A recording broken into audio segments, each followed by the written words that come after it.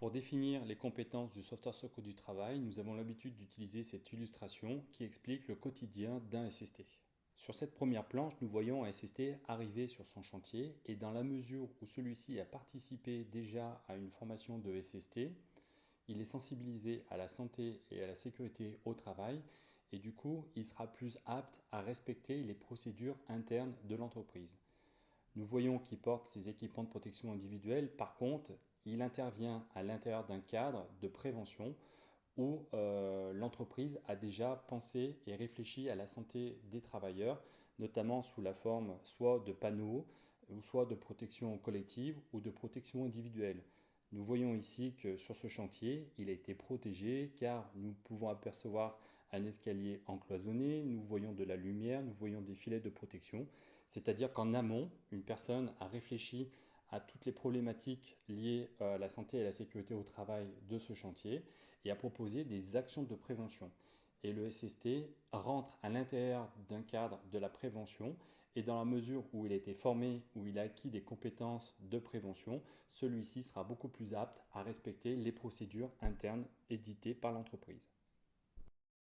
Si malgré tout un accident devait arriver sur ce chantier, nous apercevons une liste des SST disponibles sur ce chantier à prévenir, c'est-à-dire que le SST rentre à l'intérieur du cadre de l'entreprise en ce qui concerne l'organisation des secours, soit par les moyens matériels ou soit par les moyens humains mis en place par l'entreprise.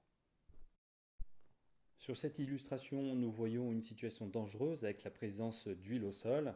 Et dans la mesure où le sauveteur secours du travail a été formé, il est en capacité de reconnaître cette situation dangereuse et de se dire que potentiellement ça peut blesser une personne. Et spontanément, il va intervenir sur cette situation dangereuse en la protégeant et en la supprimant. Nous voyons qu'il a mis un moyen de balisage pour éviter qu'une personne ne rentre dans la situation dangereuse et il va supprimer cette situation dangereuse en utilisant de l'absorbant et en faisant en sorte que la situation ne soit plus dangereuse, soit par les personnes exposées, ou soit en limitant le danger de cette situation dangereuse. Nous voyons ici deux sauveteurs secours du travail porter secours. En fonction de leurs compétences, ils ont d'abord protégé la situation d'accident avec les débris qui sont au sol, c'est-à-dire qu'ils ont mis des cônes de Lubeck pour éviter qu'une personne ne rentre dans cette situation dangereuse. Ensuite, ils ont examiné la victime, ils ont reconnu une détresse vitale avec une hémorragie. Si jamais il n'y avait pas de sauveteur secours du travail sur place et qu'on attendait le secours, cela mettrait et compromettrait les chances de survie de la victime. Et du coup, le fait d'avoir formé des SST est une véritable un gain de temps et augmente les chances de survie de la victime. Ils ont reconnu une détresse vitale avec la partie examinée et du coup, ils ont porté secours en comprimant directement, en utilisant les moyens matériels mis à disposition dans l'entreprise, puisque le SST, à contrario du secouriste du PSC1, il a des moyens matériels, notamment la trousse de secours, la présence d'un défibrillateur et du matériel à l'intérieur. Et l'entreprise a organisé les secours, c'est-à-dire que du moment qu'il y a une personne qui est blessée, on va faire intervenir les SST selon la procédure interne de l'entreprise. Ça aurait pu être des SIAP, ça aurait pu être une infirmière, ça aurait pu être un pompier, et ça peut être également mis en place par des sauveteurs secours du travail. Donc là, ils ont conditionné la victime et ils ont appliqué la procédure interne de l'entreprise qui est affichée soit sur les consignes de sécurité ou soit qui est connue par les sauveteurs secours du travail, puisque des fois, soit il faudra faire un numéro pour sortir, par exemple le numéro 9 ou le numéro 0, et composer le numéro d'urgence des secours extérieurs, ou soit appliquer une procédure interne si jamais il y a à disposition de l'entreprise des secours spécialisés. On pourrait voir également que les SST vont surveiller la victime en attendant l'arrivée des secours externes et que le deuxième sauveteur secours du travail va aller chercher directement les secours, ce qui va diminuer le temps d'intervention des secours extérieurs. Sur cette situation, on observe un sauveteur secours du travail qui a découvert une autre situation dangereuse dans la mesure où la plaque qui protège l'égout est cassée. Ce qui arrive souvent soit sur des parkings ou soit dans le gazon lorsque la personne elle peut passer la tondeuse ou lorsque personne marche à l'intérieur. Dans la mesure où le SST, qu'il a reconnu une situation dangereuse, le SST va d'abord protéger en mettant de la protection collective, c'est-à-dire de la rubalise et des plots tout autour. Et dans la mesure où il ne peut pas supprimer définitivement cette situation dangereuse, il va faire remonter l'information aux acteurs de prévention interne, c'est-à-dire à la personne soit chargée de la prévention dans l'entreprise, ou soit le directeur d'établissement. On voit là qu'il va utiliser les outils internes mis à disposition du sauveteur de sécurité du travail, qui peut être soit le mail, soit un téléphone, ou soit un fax, tout ce qui sera en mesure d'améliorer la prévention des risques professionnels à l'intérieur de l'entreprise.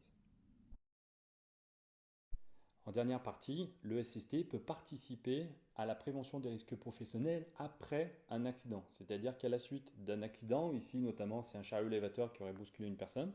on peut supposer que ce SST est intervenu directement cette situation d'accident. Il va expliquer quel a été le mécanisme d'apparition du dommage, quelle a été la situation dangereuse, quel a été le contexte pour que à l'avenir cette situation d'accident n'arrive plus. C'est-à-dire qu'on va faire un retour d'expérience, essayer de trouver des actions de prévention pour que cet accident n'arrive plus. Et le sauveteur sécurité du travail peut être force de proposition pour éviter que cet accident n'arrive dans le futur.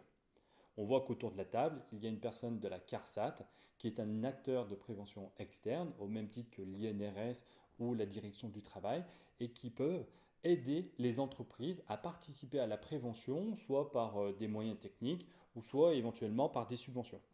On voit également une personne du comité social et économique qui réalise un arbre des causes et qui va essayer de déterminer quelles sont les situations qui ont représenté ici une situation d'accident. Il y a une infirmière également, on peut penser qu'il y a le RH, le directeur d'entreprise, et éventuellement d'autres personnes qui pourraient participer à la prévention des risques professionnels, notamment le chargé ou la chargée de prévention. On voit également sur la table le document unique d'évaluation des risques professionnels qui peut être mis à jour dans ce cadre-là à la suite d'un accident. Toute personne peut devenir sauveteur secours du travail dans une entreprise et contribuer à la prévention des risques professionnels, notamment un cadre, une personne qui travaille dans une crèche, dans un laboratoire, une personne qui travaille dans un service informatique, une infirmière, éventuellement des ingénieurs, un bûcheron ou une personne qui se chargerait de la prévention et de la santé et sécurité au travail. En conclusion, nous voyons que le SST intervient sur son lieu de travail et sous la responsabilité de son employeur pour porter secours à toute victime d'un accident, d'un malaise, dans l'attente de l'arrivée des secours qui auront été alertés selon la procédure de l'entreprise. Il peut également porter secours en dehors de son entreprise, comme le prévoit le Code pénal, avec l'obligation de porter assistance à personne en péril, soit par son action ou soit en provoquant les secours. Sensibilisé à la santé et la sécurité au travail et capable d'analyser les risques d'une situation de travail dans son entreprise, il contribue à la mise en œuvre d'actions de prévention dans la limite de son champ de compétences et de son autonomie. Ainsi, les deux compétences développées au cours de la formation SST sont intervenir face à une situation d'accident du travail et contribuer à la prévention des risques professionnels.